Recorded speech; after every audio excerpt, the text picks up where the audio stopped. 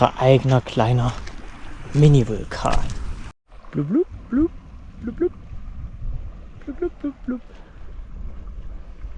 Sowas im Garten, wäre eigentlich ganz. Zweite Wanderung des Tages, und zwar, wie man sieht, das hier wäre eigentlich die Straße. Also Respekt für die, die das hier lang probiert haben, muss ich sagen. Aber das war der Grund, dass wir jetzt entschieden haben, wir laufen den Rest. Das Auto steht da oben. Ja, weil ich muss ehrlich sagen, so geländegängig ist er dann doch nicht. Also wer sein Auto liebt, der läuft. Ein paar Eindrücke von der Straße. Alter Schwede. Ja. Und da kriegt man auf der Kamera jetzt die Steigung gar nicht so mit. Ja. Also es sind nicht bloß ein paar Huckel. Ja. Also, wir nähern uns der kleinen Sehenswürdigkeit. Ja, wir sind jetzt am Ziel angekommen. Sally ist extrem begeistert. Aber wahrscheinlich denkt sie schon an den Rückweg. Das sieht doch interessant aus. Ein weiterer Tag. Ja, gestern ist das Turbo schon mal ausgefallen. Danach ging es wieder. Und jetzt hat es die Nacht geregnet. Und jetzt geht er wieder nicht. Und meine Vermutung ist, nachdem ich mich belesen habe, dass hier unten laufen die Kabel lang. Dort ist ein bisschen nass. Also haben wir dort vermutlich irgendeinen Kabelbruch, der mal guten Kontakt hat und mal nicht. Und das heißt, ich tausche jetzt die Kabel aus, damit wir das jetzt hoffentlich bald beheben können. Ein paar Stunden später, also er läuft jetzt wieder so, wie er laufen soll. Wenn man genau guckt, die Kabel wurden hier mehr oder weniger professionell von mir repariert. Insgesamt habe ich jetzt 6 Kabel getauscht bzw. ersetzt. Dementsprechend geht es heute zum Autoteileladen, neue Kabel holen. Und da oben kommen sie an. Er funktioniert jetzt wieder, das ist die Hauptsache. Ja, ein typischer Strandtag, würde ich sagen. Heute mit dem besten Wetter. Ja, das ist natürlich. Es regnet ja nie in Las Vegas, außer jetzt, wenn wir da sind, logischerweise. Klar. Ja, ich habe jetzt hier eigentlich das Abgasregelventil ausgebaut und das mal gereinigt. Und dann haben wir gleich gesagt, tauschen wir gleich noch ein paar Injektoren. Wir haben ja neue da. Und eigentlich wollte ich auch die Lichtmaschine noch machen, dass wir einfach alles, was wir haben, eingebaut haben. Und wenn es dann immer noch ohne Hund läuft, wird er verkauft. Ja, so sieht's aus. So, ja. Das ist jetzt der Stand der Dinge. Wir müssen mal schauen. Einen besonderen Stellplatz. Ja. Passend zu unserer Zitrone. Wir haben heute den ganzen Tag geschraubt. Aber bestimmte Probleme sind leider noch. Unter anderem ein lautes Pfeifen beim Gas geben. Was vermutlich auch der Grund ist, warum der Turbo mal aussteigt. Wahrscheinlich kriegt er nicht genug Luft. Das heißt, wir werden morgen den Ladeluftkühler ausbauen. So, also Folgendes. Wir haben ja immer Autoprobleme, ne? Und unser Auto ist durchrepariert. Und was uns am meisten eigentlich ärgert ist, ja, dass es hier Leute gibt, die mit Autos hier in diesem interessanten Zustand rumfahren. Aber die fahren. Ja. Ich meine, da fehlt der Keilriemen.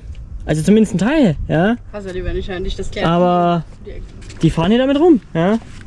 Und wir haben Probleme, obwohl das Auto top gepflegt ist.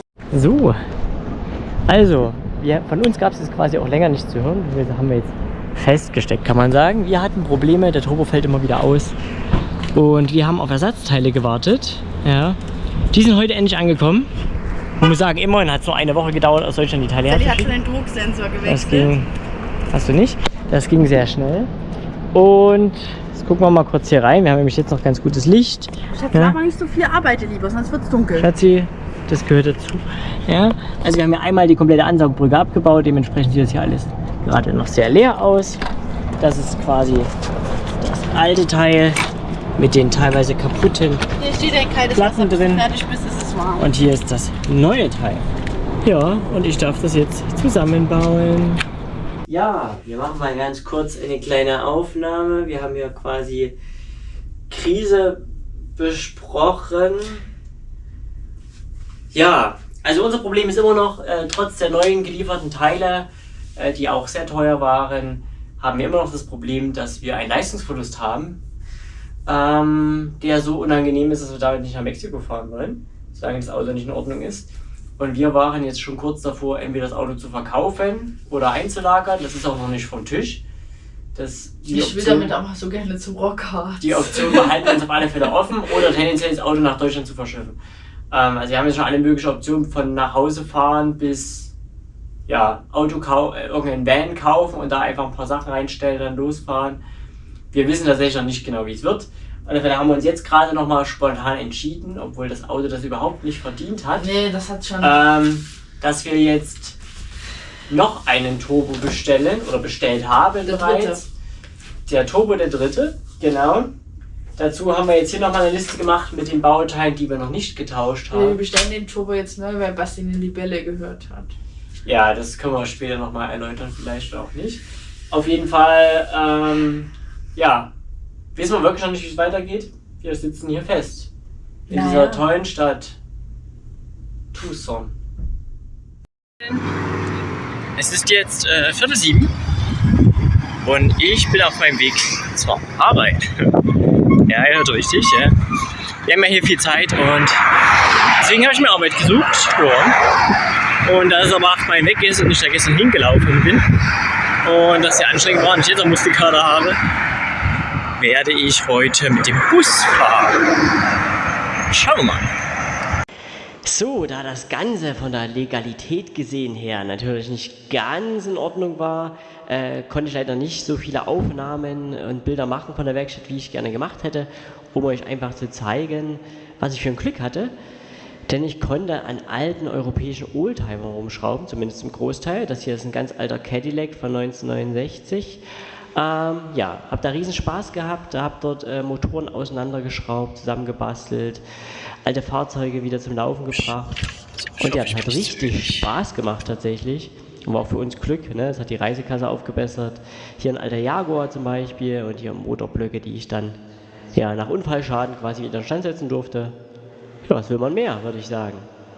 Morgen, wir sind, ich muss mal ganz kurz gucken, ja, also nochmal guten Morgen.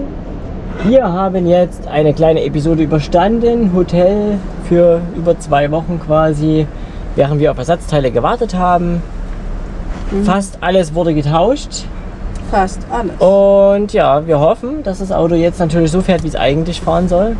Fehlerfrei und dass wir jetzt entspannt Richtung Mexiko rollen können. Wir überqueren jetzt die Grenze. Mit ein paar Wird hier ausgebremst. Hügeln. Ja. Und wie geht's dir? Aufgeregt? Oh, jetzt werden wir blockiert hier. Jetzt. Dürfen nicht.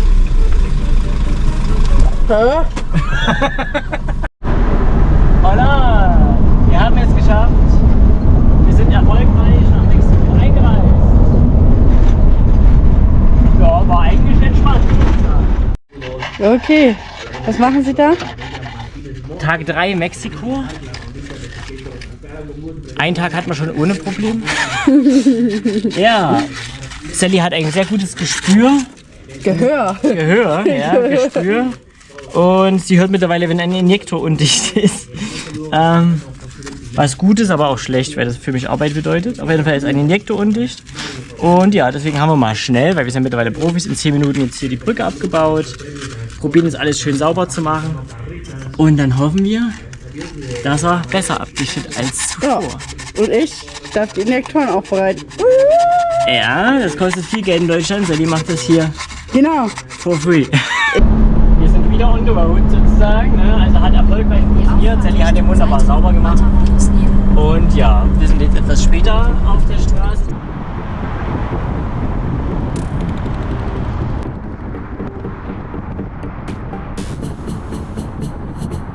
Straßen Mexikos. Wenn man Google vertraut. Ach du Kacke. Geht das?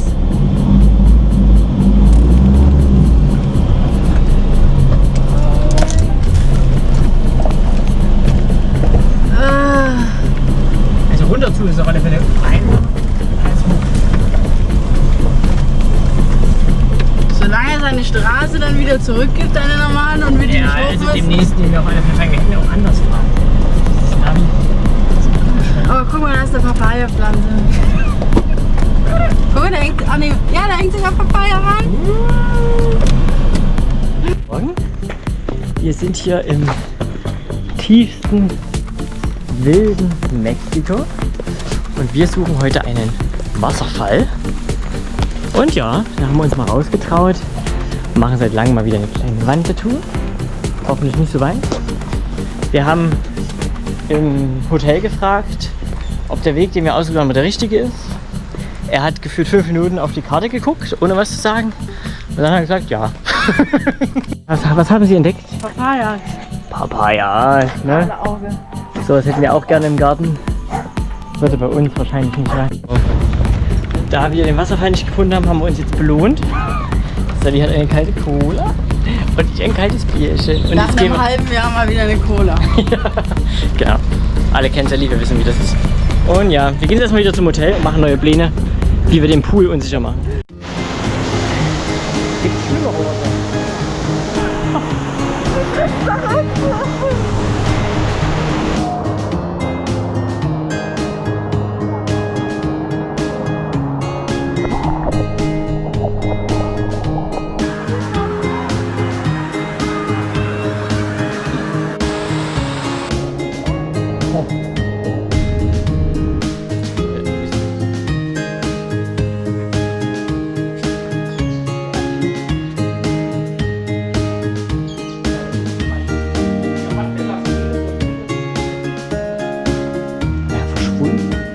So gefällt mir das.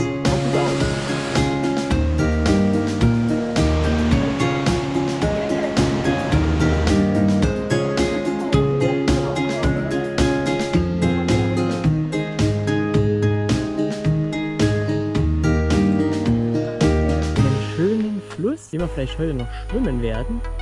Laut Besitzer gibt es hier auch keine Krokodile, dementsprechend keine Gefahr. Steht er und macht eine super Figur.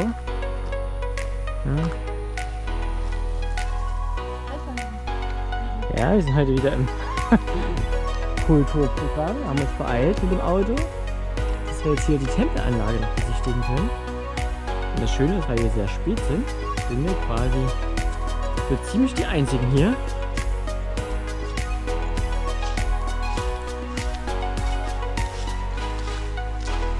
Weil ich keine Ahnung habe, aber das ist jetzt nicht so denken.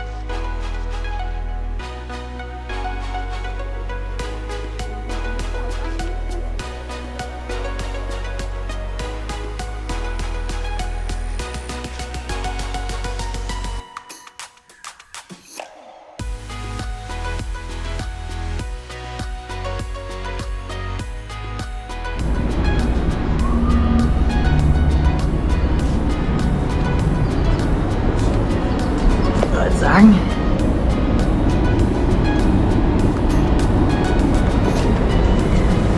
Kann man sich doch so gut gehen lassen.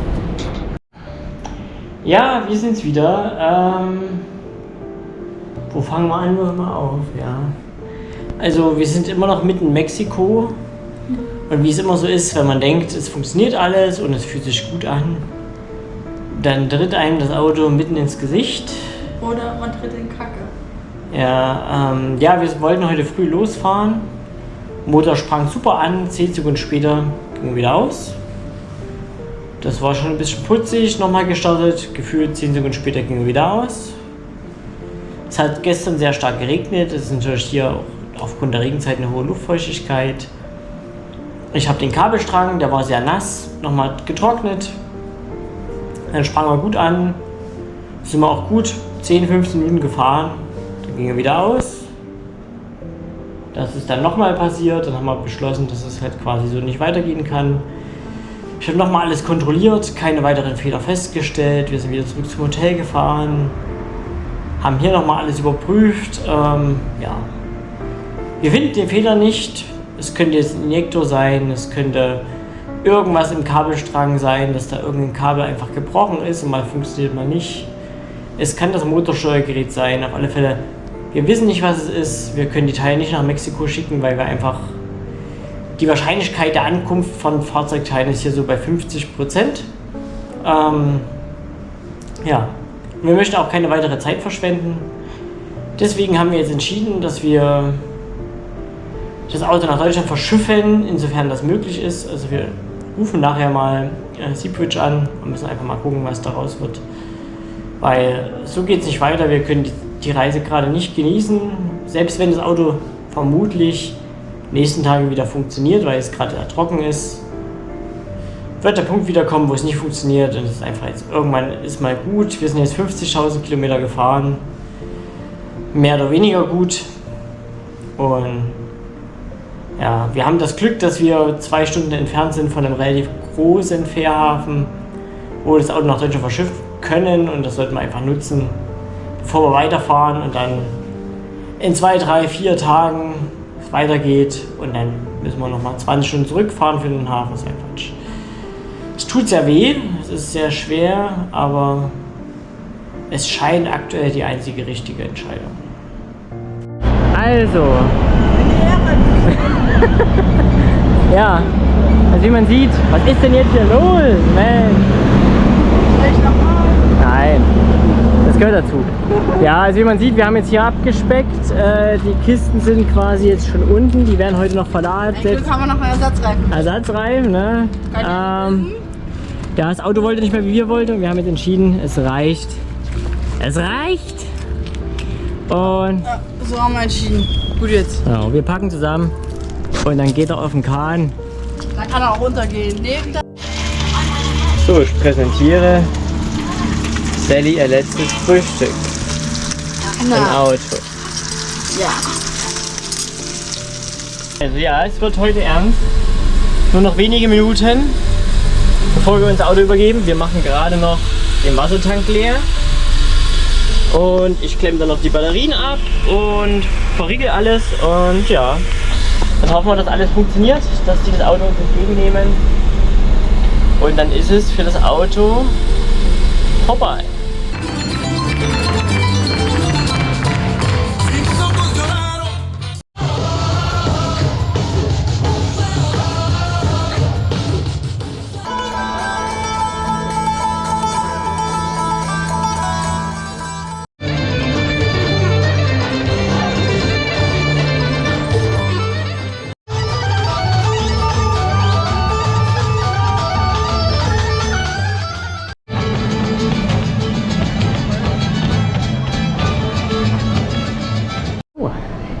Tag 1 nach Abgabe des Fahrzeuges.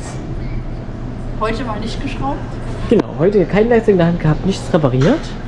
Sachen sind gepackt und wir warten jetzt quasi, dass wir unser Gepäck abgeben können und dann geht es wohin? Cancun. Ja. Yeah. Wir warten seit 90 Minuten auf den Mietwagen. Nachts um 1. Wie geht's? Haben noch Energie. Ja. VO-Einwohner Mexiko sind mit. Ja. Guck mal, wen haben wir denn hier? Sally hin.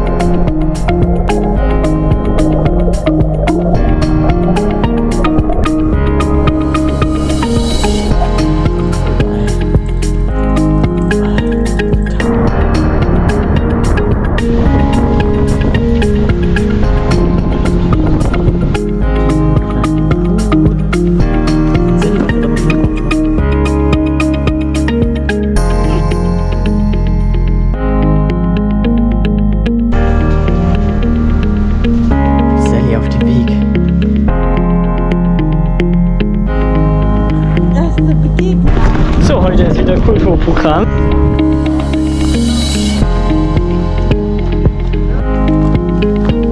Würde ich sagen. Haben wir quasi eigentlich vorgehabt oder haben vor, bis noch nicht eine Dschungeltour zu machen. Und wir sind ausgewählt als 2 von 14 Kandidaten mit der Gruppe Wandermut. Vielleicht die Darien Gap zu durchqueren, 14 Tage Dschungel. Und ich habe so ein bisschen meine Zweifel an der körperlichen Verfassung von Sally, ohne das negativ zu meinen, sondern das ist natürlich extrem anspruchsvoll. Und sie sagt, sie steckt das locker weg und dafür machen wir jetzt einen kleinen Versuch. Doch, das gehört dazu. Ansonsten müssen wir überlegen, ob wir es machen, weil es noch finanzielle Gründe hat. Aber das ist erstmal, ja, sie muss quasi locker mit 25 Kilo Gepäck vorkommen. Deswegen baue ich jetzt hier gerade etwas. Ja? Das fühlt sich nicht an, als wäre es ein Problem. Wie das? Locker. So mache ich meine Schritte. Wieder eine kleine Oase gefunden. Wir haben uns ein Kajak gemietet.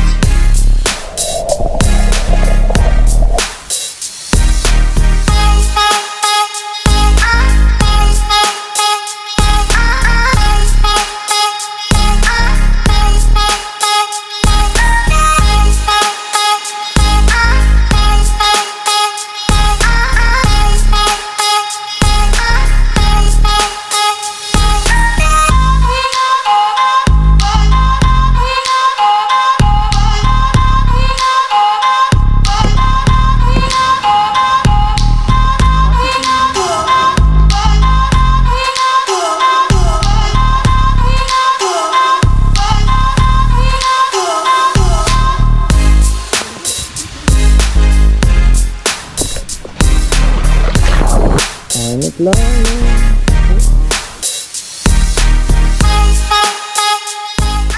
Trainingstag 1 sozusagen. Ja, wir haben die Zusage für die Dschungeltour jetzt bekommen. Das ist alles vorbereitet sozusagen. Und wir müssen natürlich noch ein bisschen trainieren.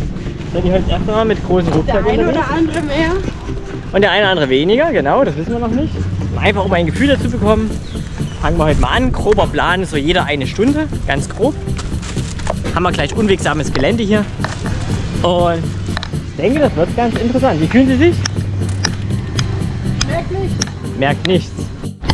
Also wir sind jetzt ungefähr 15, 20 Minuten unterwegs. Kein Problem. Kein Problem, sagt Sally. Wie fühlen Sie sich? Gerade was getrunken, ein bisschen Wasserbauch.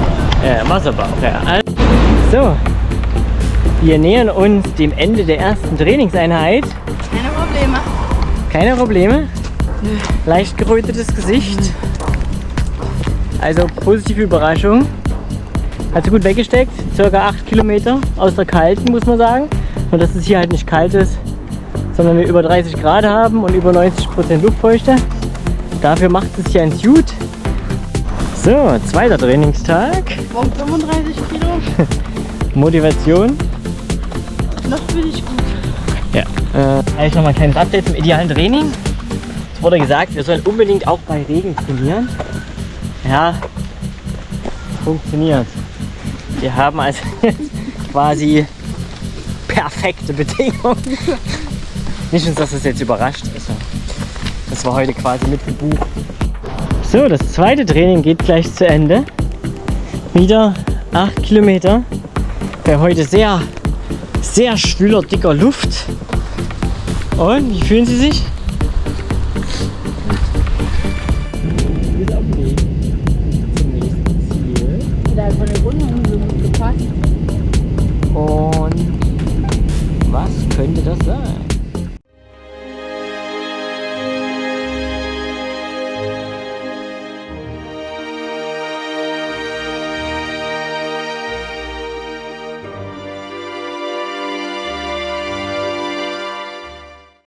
Yes.